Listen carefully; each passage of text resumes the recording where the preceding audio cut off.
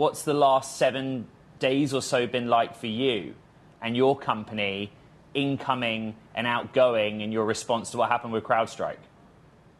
So like everybody else, we've been watching it and supporting customers and helping in what can be help. It's not a cybersecurity bug. It is a software bug that shouldn't have happened.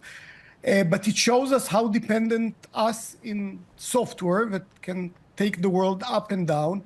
And it's also a very strong, we need a very tight balance between these quick automatic updates and the cyber risks that are involved, because these quick updates are supposed to help solve vulnerabilities. And unfortunately, every week there's dozens of vulnerabilities that are discovered in companies, and we really need these quick updates to stop these attackers. So Gil, have you changed anything? Has the industry changed anything, architecturally speaking, that would mean that this cannot happen and become the single point of failure again? I think we are learning, I mean, the entire industry, and again, I don't want to exclude us, we need to learn how to create this balance between quick updates on one hand and avoiding vulnerabilities, and which is also very, very important. And I think that's a lesson that the entire world needs to learn. Gil, I appreciate it's early in this process. There were questions about the future of firewalls.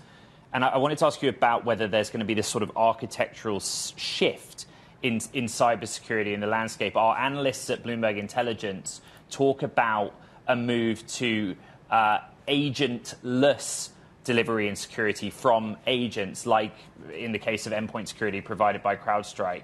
Big picture, how do you see that playing out?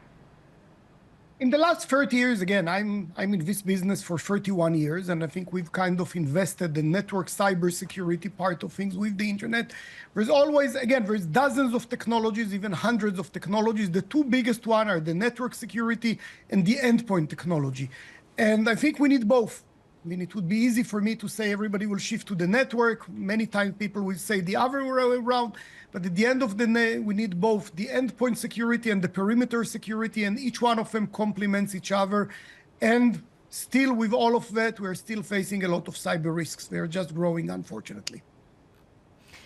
There is so much to talk about with your company and your industry, Gil, because you, of course, have managed to beat expectations in your earnings. You're seeing the revenue growth as it had been anticipated. You've got a new CEO coming in.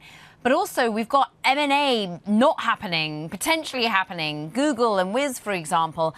Some of the interpretation is with your new CEO coming in, Nadav Zafrir, that maybe you'll do more M&A, that maybe you could be beefing up, pursuing deals. Do you agree?